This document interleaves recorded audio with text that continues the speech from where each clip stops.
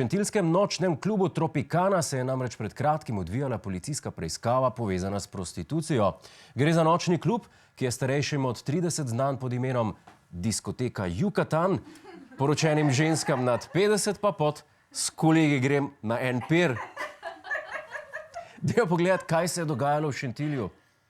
Kar 90 policistov in kriminalistov naj bi namreč sinoči upadlo v klub. Preiskovali naj bi kaznivo dejanje trgovine z ljudmi, ki naj bi se v nočnem klubu odvijala že več let. Prav ste slišali, v klub je vdrlo kar 90 policistov.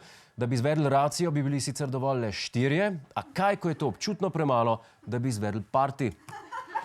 A brez skrbi, ne gre za neracionalno rabo davkoplačevalskega denarja, saj bi večina policistov tja šla v prostem času. Nekateri naj bi celo bili tam že pred racijo. Neuradno. Dajmo poslušati, kako dogajanje opisuje očividec. Sinoć sam tu došao oko 8-9 sati da parkiramo kamion i kad sam ulazio unutra video sam policijsko auto, policija u civilu. Ulazili, izlazili, to je možda trajalo jedno 45 minuta. Slišali ste ga, policisti so vstopali, izstopali in to celih 45 minut. Impresivno. Ko grem jaz vstopati in izstopati, sem v koncu 2 minutah. Žal. Še bolj impresivno pa je, da je vse to opazoval gospod medtem, ko je parkiral tovornjak. Lahko da gre za najdaljše parkiranje v človeški zgodovini, lahko pa da je gospod v resnici parkiral tovornjak. Poleg sumov na kaznivo dejanje zlorabe prostitucije obstaja v Tropicani še sum na en prekršek. Ta vrata nočnega kluba Tropicana bi morala biti do ukinitve ukrepov zaprta, a sodeč po fotografijah, ki so bile v zadnjih mesecih objavljene na družbenem omrežju lokala, bi lahko sklepali, da so se za zaprtimi vrati tudi v času epidemije dogajale prepovedane nočne zabave. Domnevni trgovci z belim blagom ne spoštujejo protikoronskih ukrepov? Ne morem verjeti. Še roparji jih spoštujejo. Ej! Je pa res, da je sestavni del njihove uniforme maska.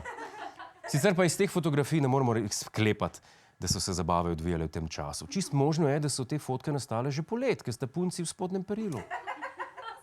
A se vam ne zdi, da bi imeli marca vsaj jakno gorno?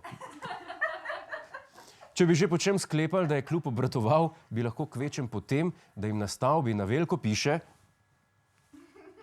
"Odprto". To je ponavadi kar zanesljiv znak, no? Mogoče pa lahko izklepamo tudi iz skrivnih policijskih posnetkov.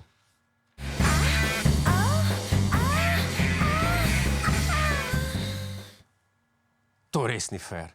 Mislim, medtem ko smo vsi ostali zaprti zaradi policijske ure pa bulimo TV, dejanski policisti v nočnem klubu gledajo to.